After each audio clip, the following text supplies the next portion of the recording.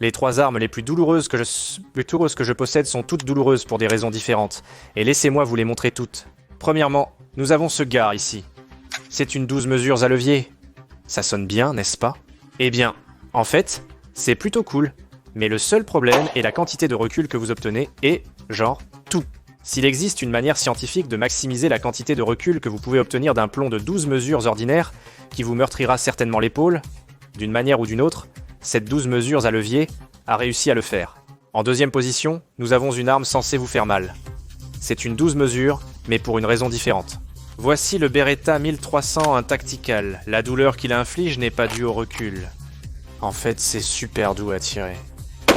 La raison pour laquelle ça fait mal, c'est à cause de cette poignée. Vous allez vouloir des gants parce que cette chose peut vous déchirer.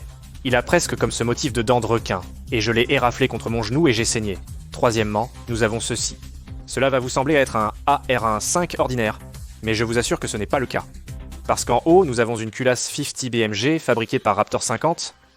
Il fabrique ces culasses que vous pouvez jeter sur un AR-15 inférieur. Et cette chose est incroyablement douloureuse pour une raison. Oh, oui. Et en haut, nous avons notre vision thermique, DNT hydrothermale idéale pour tirer la nuit. Et ils disent que c'est classé 50 BMG. Alors tirons ça 3-2-1. Ouais, mais la raison pour laquelle cette chose est douloureuse n'est pas réellement à cause du recul, le recul est très faible, parce qu'ils ont mis ce frein de bouche insensé dessus, cette chose est incroyablement concussive, faisant de ce mes 3 armes les plus douloureuses.